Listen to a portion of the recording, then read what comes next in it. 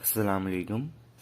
इस वीडियो में हम लोग एंटीना एंड माइक्रोवेव इंजीनियरिंग का अगला टॉपिक कवर करेंगे, जिसमें हम लोगों को एक सवाल गिवन है और हम लोगों को क्या फाइंड आउट करना है। हाफ पावर बीम विड्थ हम लोगों को फाइंड आउट करनी है। और हम लोगों को क्वेश्चन में क्या गिवन है कि एक एंटीना है जिसका फील्ड पैटर्न हम लोगों को गिवन है, जिसके फील्ड पैटर्न में हमें ई ऑफ थीटा कितना बराबर है कॉस स्क्वायर थीटा के। अब ये इलेक्ट्रिक फील्ड होती है और थीटा कहाँ से कहाँ की रेंज में जा रहा है, 0 से 90 की रेंज में। अब फाइंड हमें क्या करना है, हाफ पावर बीम विड्थ। अब हम लोग को पता है कि पावर जो है वो डायरेक्टली प्रोपोर्शनल होती है इलेक्ट्रिक फील्ड स्क्वायर के। तो अगर मैं इलेक्ट्रिक फील्ड किसके प्रोपोर्शनल होगी, रूट पी के, और हमें हाफ पावर निकालनी है तो पी को 2 से डिवाइड कराना पड़ेगा। तो पी को मैंने 2 से डिवाइड कराया। अब रूट पी पर भी है और रूट 2 पर भी है। अब जब यहाँ पर डिवाइड कराया तो इधर भी डिवाइड कराना पड़ेगा। तो यहाँ पर इलेक्ट्रिक फील्ड जो हमारे पास इक्वल आती है ई ऑफ थीटा हाफ पावर के, वो हमारे पास किसके बराबर आ जाती है, 1/√2 के। तो इलेक्ट्रिक फील्ड हमारे पास किसके बराबर होती है, 1/√2, लेकिन हाफ पावर में सिर्फ। तो अब हमें पता लग गया कि ई ऑफ थीटा किसके बराबर है, 1/√2। तो इस इक्वेशन में हम लोग 1/√2 डाल देंगे। तो कॉस स्क्वायर थीटा किसके बराबर आ गया, 1/√2। 1/√2 की वैल्यू होती है 0.707। स्क्वायर था, मैंने रूट लगाया, रूट की वैल्यू क्या आई, 0.840। थीटा की वैल्यू चाहिए थी हमें, कॉस इनवर्स लगा दिया 0.840। थीटा जो आया 32.77 डिग्री आया, अप्रॉक्सीमेट करके 33 डिग्री ले लिया। अब हाफ पावर बीम में हम लोग 2 थीटा क्यों करना है, क्योंकि ये जो थीटा ये हमारे पास एंटीना का वेव है और हम लोगों को फाइंड आउट क्या करना है, ये वाला एंगल। अब हम लोग ये जो एंगल होता है टोटल, ये हमारे पास हाफ पावर बीम विड्थ होता है।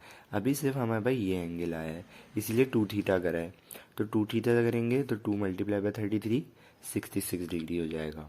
तो यहाँ पर ये सवाल ख़त्म हो जाता है। अब इसी का एक और पार्ट है हमारे पास, एक और क्वेश्चन हम लोग सॉल्व करेंगे, जिसमें हम लोगों को बोला हुआ है कि एक एंटीना, उसका फील्ड पैटर्न क्या गिवन है, इलेक्ट्रिक फील्ड हमारे पास cos theta into cos 2 theta, range कहाँ से, 0 से 90 तक की। अब फाइंड क्या करना है, हाफ पावर बीम विड्थ और beam width between first nulls. अब beam width between first nulls क्या होती है, जहाँ पर ई ऑफ थीटा 0 हो जाए। पहले हम लोग करेंगे हाफ पावर बीम विड्थ। तो ई ऑफ थीटा हमारे पास किसके बराबर है, कॉस थीटा कॉस 2 थीटा। हमने देखा कि ई ऑफ थीटा की क्या वैल्यू होती है, 1/√2। तो इक्वेट करा दिया, कॉस थीटा मल्टीप्लाई हो रहा है, उधर जाके डिवाइड हो गया, कॉस थीटा इधर था, उधर जाके कॉस इनवर्स हो गया, 2 इधर मल्टीप्लाई हो रहा था, उधर जाके डिवाइड हो गया।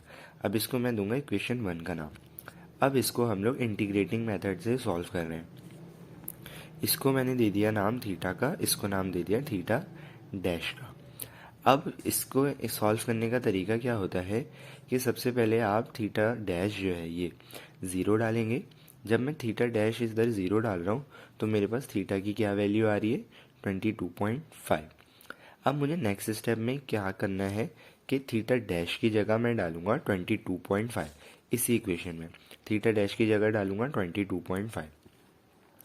फिर मैं देखूंगा थीटा की क्या वैल्यू आई। तो जब मैंने थीटा डैश 22.5 डाला तो थीटा की वैल्यू आई 20.03 और थीटा डैश मैंने क्या डाला था, 22.5। अब ये चीज़ जब तक हम लोगों को करनी है जब तक थीटा और थीटा डैश अप्रॉक्सीमेट बराबर ना आ जाए।